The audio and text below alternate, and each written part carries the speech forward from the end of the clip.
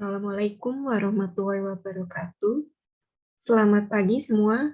Kali ini kita akan membahas terkait topik bagaimana kita menguji validitas dan reliabilitas untuk instrumen sebuah penelitian kita.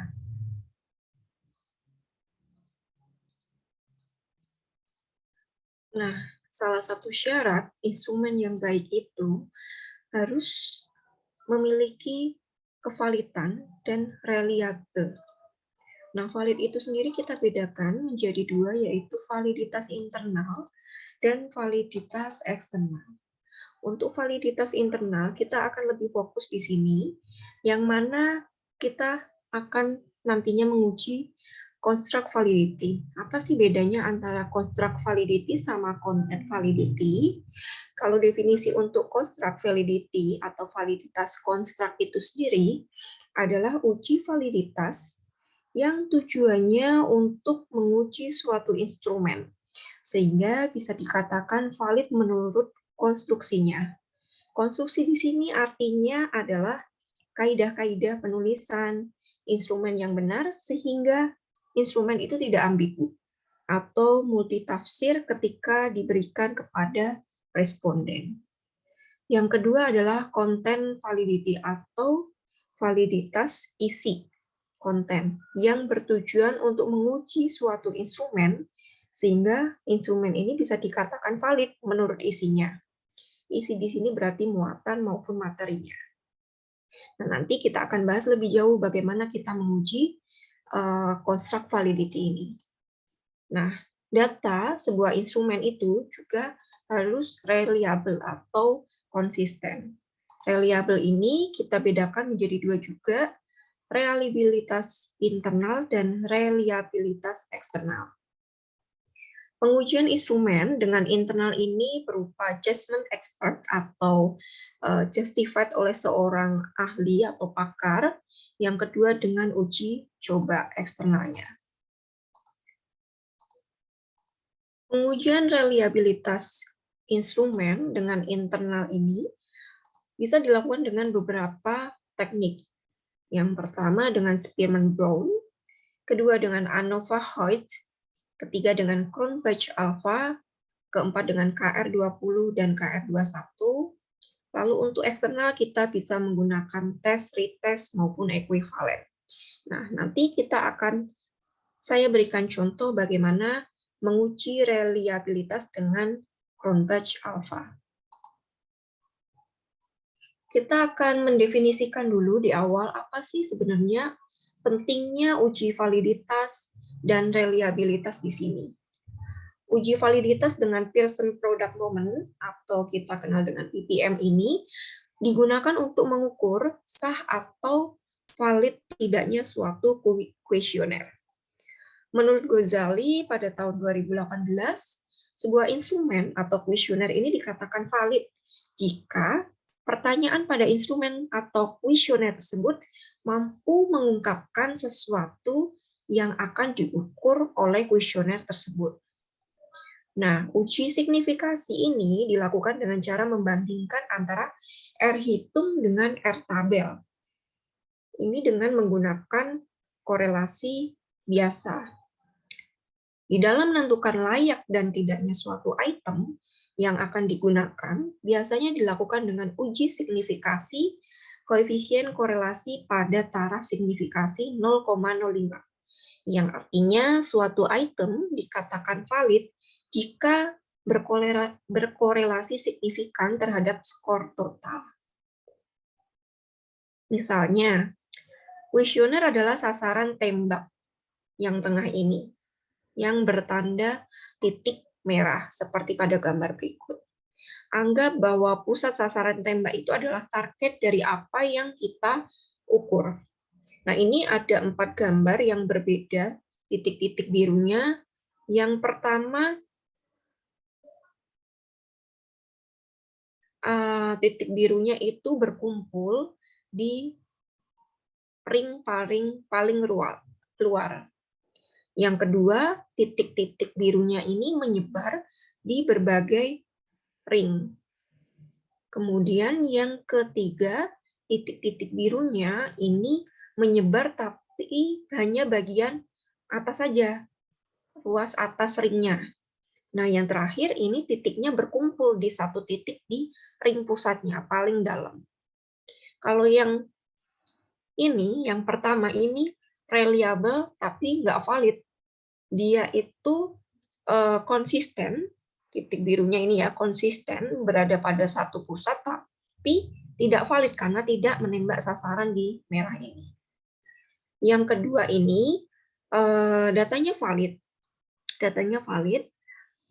tapi not reliable, tidak konsisten. Dia menyebarkan tidak pada satu pusat seperti yang gambar pertama. Kalau yang ketiga, tidak reliable, tidak pula valid. Dia menyebar dan tidak juga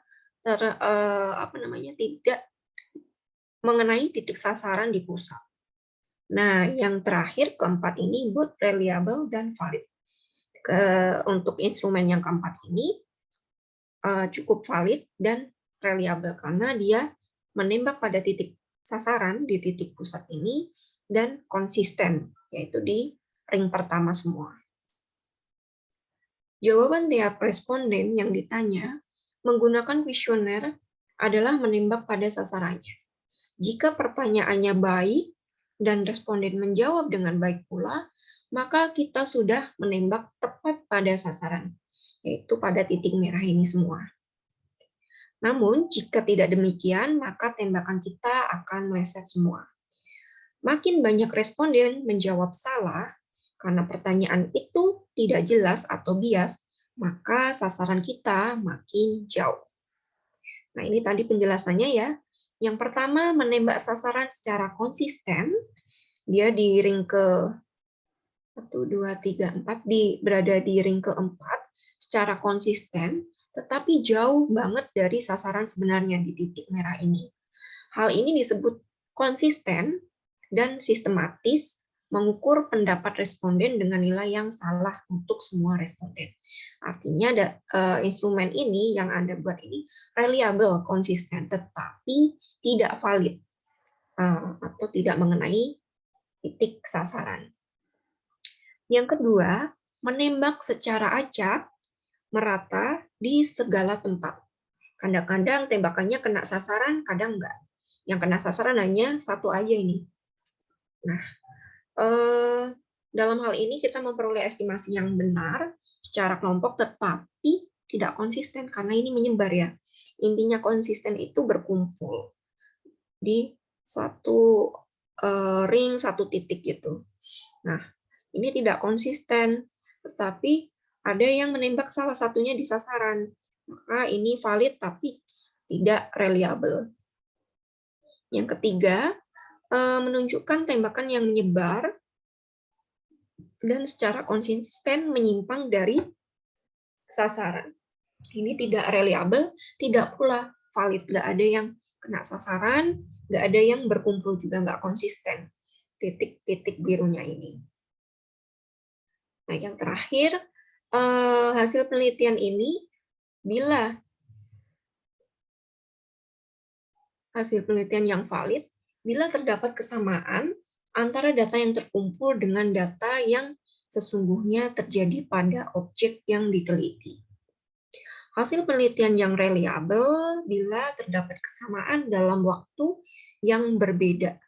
Instrumen yang valid adalah alat ukur yang digunakan untuk mendapatkan data itu valid. Valid berarti instrumen tersebut dapat digunakan untuk mengukur apa yang seharusnya diukur. Nah, titik biru ini kan yang terakhir ini dia berkumpul pada ring pertama dan secara konsisten berkumpul di ring pertama dan menembak pada titik sasaran merah ini. Artinya pertanyaan kuesioner yang Anda buat itu cukup valid dan reliable atau konsisten. Yang diharapkan yang mana dari keempat gambar itu? Tentunya gambar yang terakhir ini, valid dan reliable. Dasar pengambilan uji validitas Pearson ini, kita bisa membandingkan nilai R hitung dan R tabelnya. Jika nilai R hitung lebih besar dari R tabelnya, maka data dapat dikatakan valid. Namun jika sebaliknya, jika nilai R hitung lebih kecil dari R tabelnya, data tersebut, instrumen kuesioner yang Anda buat tidak valid. Carilah R tabel dengan jumlah responden yang Anda gunakan. Misalkan jumlah responden Anda yang gunakan ada 100. Kita perlu memasukkan juga efek degree of freedom di F itu ya. Berarti N-2. Misalkan jumlah respondennya ada 100, maka carilah R tabel pada urutan ke-98. 100 dikurangi 2 dengan tingkat signifikasi 5%. Carilah ada R tabel statistik. Nah, itu bisa kalian browsing atau di buku Pujarati, Ekonometria juga ada di belakang. Nah, yang kedua, selain membandingkan nilai R hitungnya atau korelasinya ini juga, kita bisa melihat nilai signifikasinya. Kalau jumlah respondennya sedikit, nggak masalah kita membandingkan R hitung R tabelnya ya, karena mungkin di bawah 30 atau di bawah 50 masih sedikit. Tapi kalau sudah jumlahnya banyak, respondennya di atas 100, bahkan mungkin ribuan, nah itu kita cukup melihat ini saja, penanda di nilai signifikasinya. Apabila kurang dari 0,05, itu artinya instrumen yang Anda gunakan valid. Tapi kalau di atas 0,05, instrumen yang Anda gunakan, instrumen kuesioner yang Anda buat itu tidak valid. Yang kedua, setelah kita melakukan uji validitas, kita perlu melakukan uji reliabilitas dengan Cronbach alpha. Menurut Ghazali, pada tahun 2018, reliabilitas ini sebenarnya adalah alat untuk mengukur suatu kuesioner yang merupakan indikator dari variabel atau konstruk. Suatu kuesioner dikatakan reliable atau handal jika jawaban seseorang terhadap pertanyaan adalah konsisten atau stabil dari waktu ke waktu. Jadi, misalkan Anda membuat instrumen kuesioner dengan misalkan 3 variabel independen dengan list pertanyaan minimal katakanlah ada 100 pertanyaan ini akan diberikan kepada 100 responden, harusnya hasilnya reliable atau konsisten dengan berbagai waktu. Misalkan digunakan untuk tahun 2001 itu masih reliable, ketika digunakan di tahun 2010 juga masih reliable atau konsisten. Artinya instrumen pertanyaan yang Anda gunakan itu sudah cukup konsisten, bisa digunakan untuk berbagai waktu dan berbagai responden. Kemudian uji reliabilitas ini digunakan untuk mengukur konsistensi hasil pengukuran dari kuesioner dalam penggunaan yang berulang-ulang. Itu tadi ya, kita bisa menggunakan secara berulang antara responden 1, 2, sampai jumlah sampel yang Anda gunakan di situ. Jawaban responden terhadap pertanyaan dikatakan reliable jika masing-masing pertanyaan dijawab secara konsisten atau jawabannya tidak boleh acak. Misalnya harusnya jawabannya 4, tapi kalau responden itu ada yang menjawab 1, 2, dan secara acak, artinya instrumen pertanyaan itu tidak reliable. Kita perlu mendelete list nomor pertanyaan tersebut. Kemudian, dasar pengambilan uji reliabilitas ini dengan Cronbach alpha, menurut Ghazali juga, kuesioner dikatakan reliable jika nilai Cronbach alpha-nya di atas 0,7. Ada berbagai peneliti juga mengatakan di atas 0,6 itu juga sudah dikatakan reliable. Tapi akan lebih baik jika kita menggunakan penelitian yang terkini. Ini yang terbaru, Ghazali pada tahun 2018 mengatakan suatu kuesioner dikatakan reliable jika nilainya Cronbach alpha-nya di atas 0,7. Ya. Tingkat reliabilitas ini menurut Imam Ghazali juga dibagi menjadi beberapa koefisien, tingkatan koefisien. Kurang dari 0,2 dikatakan tidak reliable, 0,2 sampai 0,4 kurang reliable, 0,4 sampai 0,7 cukup reliable, 0,7 sampai 0,9 reliable atau konsisten ya bahasa lainnya. di atas 0,9 sangat reliable. Nah, ini untuk menguji reliabilitas dengan Cronenberg, untuk melakukan uji reliabilitas ini bisa dengan menggunakan aplikasi tools SPSS. Contohnya di sini kita ingin menghitung pengaruh fisik produk dan kualitas pelayanan terhadap keputusan pembelian. Nah, kita susun dulu di Excel-nya ya. Nanti instrumen pertanyaan, misalkan ada 100 pertanyaan, nah 100 pertanyaan dengan 100 responden. Nah, dengan 100 pertanyaan ini masing-masing responden itu akan menjawab dengan jawaban skala Likert. Skala Likert itu mulai dari angka 1 sampai 5, poin 1 sampai 5. 1 artinya biasanya itu sangat tidak setuju, 2 itu tidak setuju, 3 netral, 4 itu setuju, 5 itu sangat setuju. Atau disesuaikan dengan tujuan riset Anda, misalkan sangat tidak baik, baik, netral, sangat baik, dan sangat baik. Itu disesuaikan dengan tujuan riset Anda. Nah, nanti akan disusun, terus nanti saya akan tunjukkan Excel-nya juga. Jumlah dari 100 responden ini akan dijumlahkan juga untuk dimasukkan datanya itu di dalam SPSS. Kemudian ini teknisnya seperti ini, bisa diklik Analyze, Scale, klik Scale, kemudian Reliability Analysis juga di checklist.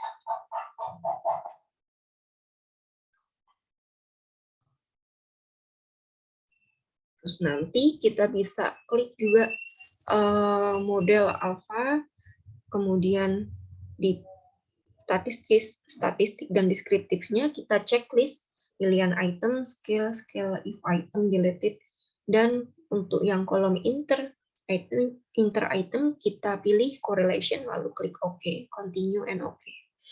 Nah, ini contoh perhitungan untuk yang kasus ini tadi.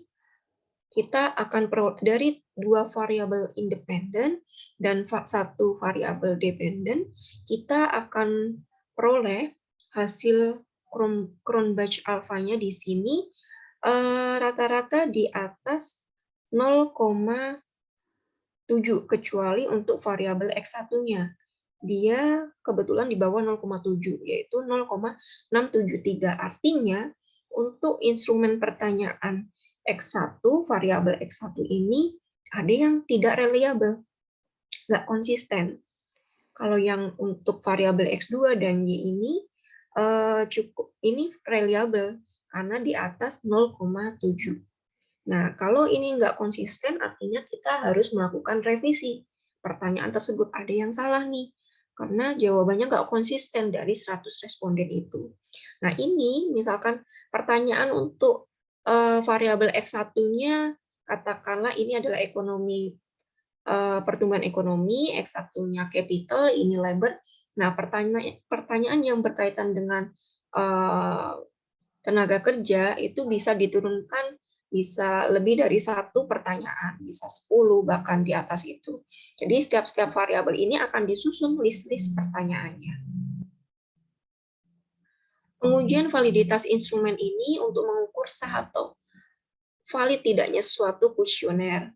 Pada setiap instrumen, baik tes maupun non-tes, terdapat butir-butir item pertanyaan atau pernyataan.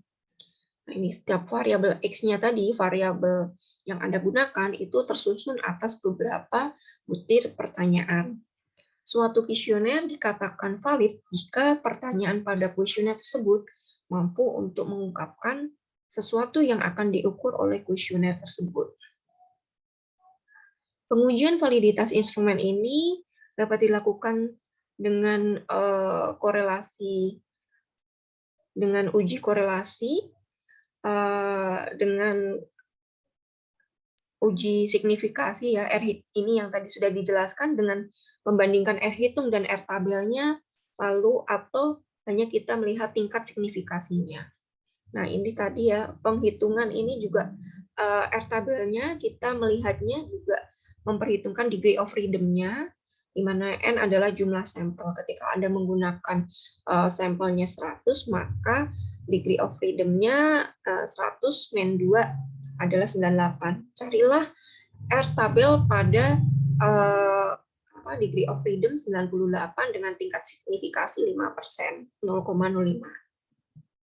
Jika R hitung lebih besar dari R tabel, maka data tersebut valid. Nah, ini untuk perhitungan dengan yang dihasilkan oleh SPSS, R hitungnya kita bisa lihat pada bagian corrected item total correlation. Nah, di sini terlihat untuk poin pertanyaan variabel X1, poin 1 itu adalah sebesar 0,328. Ini R hitungnya. R hitung adalah 0,328. Sementara R tabelnya kita cari ya di sini, misalkan jumlah N-nya, jumlah sampel yang Anda gunakan 24. Diperoleh degree of freedom-nya 24 minus 2 sama dengan 22. Carilah R tabelnya pada degree of freedom 22 sebesar 0,3438. Nah, kita bandingkan habis itu.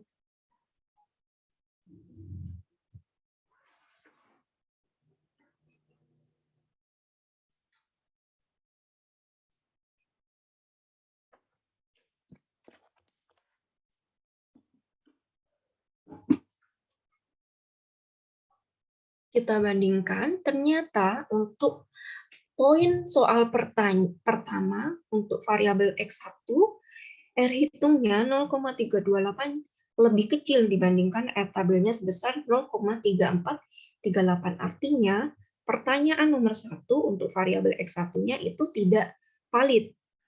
Maka kesimpulannya pertanyaan untuk nomor 1 kita delete.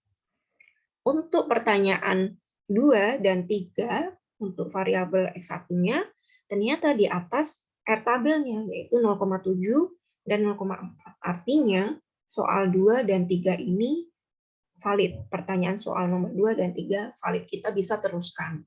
Sementara yang tidak valid kita keluarkan di dalam kuesioner kita.